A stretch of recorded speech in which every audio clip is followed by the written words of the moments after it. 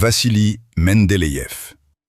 En 1911, il a commencé à concevoir une machine de guerre que personne ne lui avait demandé. Mendeleïev était ingénieur naval, le fils de l'auteur du tableau périodique des éléments. Pendant son temps libre, sans financement et sans équipe, il a élaboré les plans d'un véhicule blindé à chenilles pesant 173 tonnes. À cette époque, les chars en tant que catégorie d'armes n'existaient pas encore. Il restait 5 ans avant l'apparition du premier char britannique. Le projet était développé dans le détail. Un canon naval de 120 mm était placé à l'avant de la coque. Le blindage frontal atteignait 150 mm. Une suspension pneumatique permettait d'abaisser la coque jusqu'au sol et de transformer la machine en un fortin immobile. L'équipage comptait de 11 à 12 hommes. Pour le déplacer vers le front, une plateforme ferroviaire spéciale avait été prévue. En 1916, Mendeleïev a présenté le projet au ministère de la Guerre. À ce moment-là, il y travaillait seul depuis 5 ans. Les militaires ont classé le dossier sans suite. Le coût de la machine dépassait celui d'un sous-marin. Le moteur, d'une puissance de 250 chevaux, n'atteignait pas la vitesse calculée de 24 km/h. Les bouleversements politiques de 1917 ont définitivement enterré le projet. Le char de Mendeleïev n'est jamais sorti du stade des plans. Aucune pièce métallique n'a été produite. La suspension pneumatique à garde au sol variable, qu'il avait conçue en 1911, est réapparue 30 ans plus tard sur le mortier automoteur allemand Karl.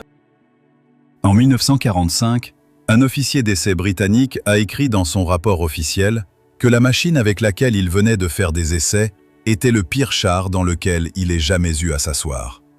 Il s'agissait du Valiant, un char d'assaut britannique conçu pour combattre les fortifications japonaises dans la jungle du théâtre du Pacifique. La tâche confiée aux ingénieurs était simple, un blindage maximal pour un poids minimal. Le projet a été transmis 3 fois d'un constructeur à un autre. Le résultat fut une machine avec un blindage frontal de 114 mm pour un poids de 27 tonnes. Les ingénieurs ont rempli leur mission, mais ce blindage n'a pu être obtenu qu'au prix de l'ergonomie. La pédale de frein et le levier de vitesse exigeaient d'utiliser tout le poids du corps pour être actionnés. La disposition des commandes créait un risque de blessure à chaque manœuvre. Lors des essais de mai 1945, le testeur a parcouru 13 miles avant de déclarer que continuer était impossible et dangereux. La commission du centre d'essai des véhicules blindés de Chertsey a publié un rapport accablant. Aucune production en série n'a suivi. L'unique prototype du Valiant a été remis à l'école de technologie des chars, non pas comme véhicule de combat, mais comme exemple de la manière de ne pas construire un char. Il est encore exposé aujourd'hui au musée des chars de Bovington. Le 2 septembre 1942, le pilote d'essai soviétique Sergueï Anokhine a pris place au poste de conduite d'un char T-60. Avant le décollage, on avait retiré de la machine le canon, les munitions, les phares et presque tout le carburant. Dès 1942, l'armée soviétique subissait de lourdes pertes face aux parachutages allemands à l'arrière du front. La solution paraissait évidente, amener les chars sur le lieu du combat par les airs avec leur équipage pour que la machine soit prête au combat immédiatement.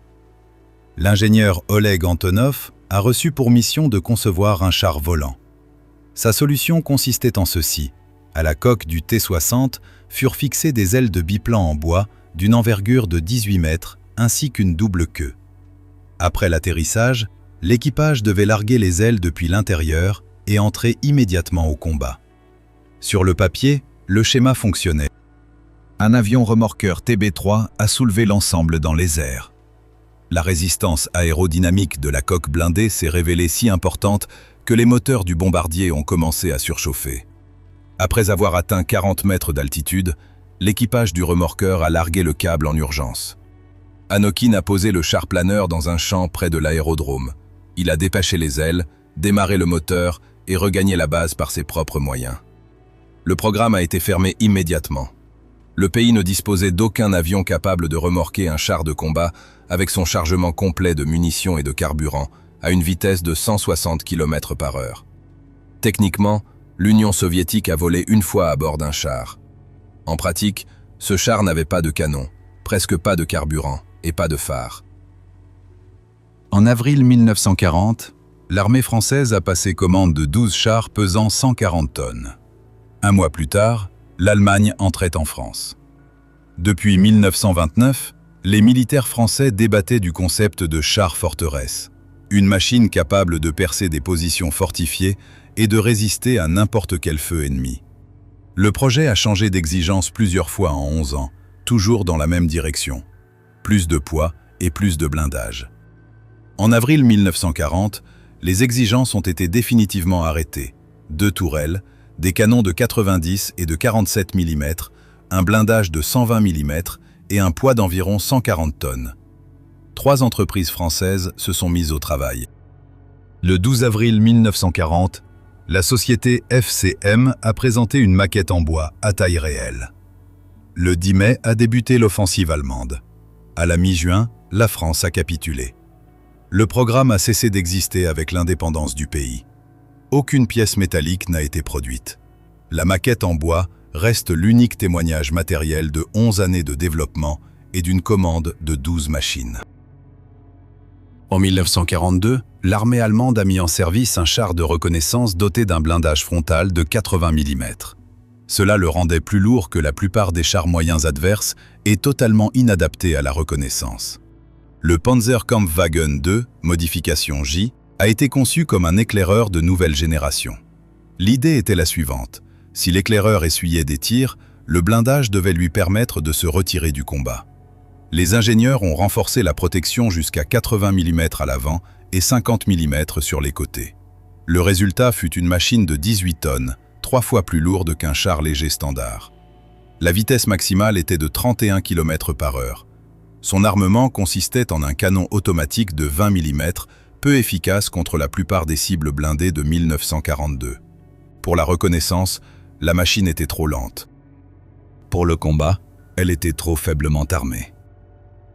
L'usine MAN a produit 22 exemplaires entre avril et décembre 1942. 7 de ces machines ont été envoyées à la 12e division blindée sur le front de l'Est. Aucun témoignage documentaire de leur emploi au combat n'a été conservé. Aucun Panzerkampfwagen de modification J n'a survécu jusqu'à nos jours. En 1928, l'Union soviétique a mis en service le char MS-1. À ce moment-là, la machine dont il était dérivé combattait déjà depuis 11 ans. Au milieu des années 20, l'industrie soviétique ne disposait ni d'une école de conception, ni d'une base de production pour fabriquer des véhicules blindés. Le modèle retenu fut le Renault FT français de 1917, le char avec lequel la France avait combattu pendant la Première Guerre mondiale. Le MS-1 a été conçu sous son influence directe, une disposition similaire et les mêmes principes de construction. Mais dès 1929, un an seulement après sa mise en service, l'armée a officiellement constaté que le char ne répondait plus aux exigences accrues et devait être remplacé. La production s'est néanmoins poursuivie jusqu'en 1931. 959 machines ont été construites. Les tentatives de modernisation se sont poursuivies jusqu'en 1937. La dernière version a complètement échoué lors des essais de 1933. En 1938, le MS-1 a été officiellement retiré du service. La plupart des machines restantes ont été enterrées et transformées en points de tir fixes. En décembre 1941, 9 MS-1 appartenant à la 150e brigade de chars ont participé à la bataille de Moscou, 13 ans après leur mise en service et 12 ans après avoir été déclarés obsolètes. En septembre 1945, l'armée britannique prévoyait d'engager au combat un nouveau char d'assaut. Le même mois, la Seconde Guerre mondiale a pris fin. Le Tortoise, 79 tonnes, un blindage de 225 mm, un canon de 94 mm, était conçu depuis 1943 pour une seule mission, percer la ligne Siegfried allemande. Sa conception privilégiait une protection maximale au prix d'un renoncement total à la vitesse. La vitesse maximale était de 19 km/h. En février 1944, une commande de 25 machines a été passée, avec un engagement au combat prévu pour septembre 1945. Les Alliés ont franchi la ligne Siegfried en mars 1945. En mai, l'Allemagne a capitulé. La commande a été réduite à 6 prototypes. En 1948, 2 prototypes ont été envoyés en Allemagne pour vérifier si les ponts de la zone d'occupation britannique pouvaient supporter un tel poids. L'un a été détruit sur le terrain d'essai de Lulworth, dans le Dorset, vers 1974. Un autre repose encore aujourd'hui sur le terrain d'essai de Kirkcudbright, en Écosse, sans canon et privé de la plupart de ses éléments, déclaré site d'intérêt scientifique particulier qu'il est désormais impossible d'en extraire. Un dernier est exposé au musée des chars de Bovington. Sur environ 400 chars britanniques envoyés en France au printemps 1940, seuls 6 sont revenus en Angleterre. 331 d'entre eux étaient des Vickers Light Mark VI. Au début de la Seconde Guerre mondiale, le Vickers Light Mark VI était le char le plus répandu de l'armée britannique. 1682 exemplaires ont été produits entre 1936 et 1940. La machine avait été conçue pour la reconnaissance et les opérations coloniales. Son blindage allait de 8 à 14 mm. Son armement se composait de 2 mitrailleuses. En France, en mai 1940, on a constaté ce qui suit. Le blindage pouvait être percé par une mitrailleuse de gros calibre. L'armement de mitrailleuses était impuissant face aux chars allemands. Face à un Panzer II ou à un Panzer 38T, les équipages des Vickers Light Mark VI n'avaient aucun moyen de détruire l'ennemi ni de se protéger de lui. Sur environ 400 machines envoyées sur le continent, 6 ont été évacuées. Les autres ont été abandonnées ou détruites. En Afrique du Nord, en décembre 1940, 13 Vickers Light Mark VI se sont retrouvés piégés dans les marais salants près de Bugbug. En 10 minutes de combat, les 13 ont été détruits. La Nouvelle-Zélande est déjà apparue dans cette vidéo avec le char de Bob Semple, une machine construite sur un châssis de tracteur et recouverte de tôles de toiture. Mais il s'avère que le pays a construit un autre char. Ernest Schofield était concessionnaire General Motors à Wellington. En 1940, il a proposé au gouvernement néo-zélandais son propre projet de char. En 1940, la Nouvelle-Zélande s'attendait à une invasion japonaise. La Grande-Bretagne ne pouvait pas fournir de chars, toutes ses ressources étant absorbées par ses propres besoins. Il n'existait aucune industrie locale de construction de chars. Schofield, s'appuyant sur son expérience de la Première Guerre mondiale et sa connaissance des véhicules automobiles commerciaux, a proposé une solution. Un char léger monté sur le châssis d'un camion Chevrolet, avec la suspension d'un transporteur britannique à chenilles, capable de passer des chenilles aux roues directement depuis l'intérieur de la cabine. Le blindage provenait des chemins de fer néo-zélandais. Le prototype a été construit, testé, puis envoyé en 1943 en Grande-Bretagne pour évaluation. Le département britannique de conception des chars a souligné l'originalité de la construction et a recommandé de fermer le programme. À ce moment-là, les chars américains arrivaient déjà en Nouvelle-Zélande en quantité suffisante. Un seul exemplaire a été construit. Il a été détruit après la guerre. L'unique char conçu par un concessionnaire automobile commercial, avec un blindage fourni par une compagnie ferroviaire, n'a jamais rencontré le moindre adversaire. En 1943, l'armée australienne a utilisé 65 de ses chars les plus récents pour le tournage d'un film de guerre. Il n'y avait plus rien d'autre à en faire. Le Sentinelle, premier et unique char de série fabriqué en Australie, a été conçu en réponse à la menace d'une invasion japonaise. La Grande-Bretagne ne pouvait pas fournir de matériel. L'Australie a lancé son propre programme en 1941.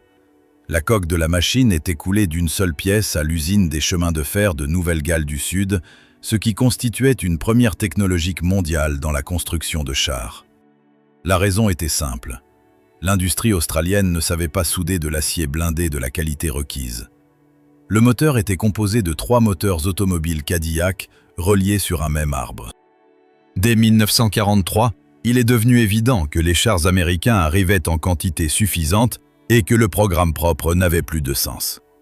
En juillet 1943, le gouvernement australien a décidé de le fermer. Les 65 machines construites ne sont jamais entrées au combat. Elles ont été utilisées pour l'entraînement. La seule fois où les sentinelles ont agi comme une unité, c'est lorsque le 3e bataillon de chars de l'armée a reçu un escadron de ces machines, repeintes pour ressembler à des chars allemands, afin de tourner le film de guerre « Les rats de Tobrouk » en 1943. C'est ainsi que s'est achevée l'histoire militaire de l'industrie des chars australienne. Si cette vidéo vous a plu, abonnez-vous pour ne pas manquer les prochaines, ou proposez le sujet suivant en commentaire.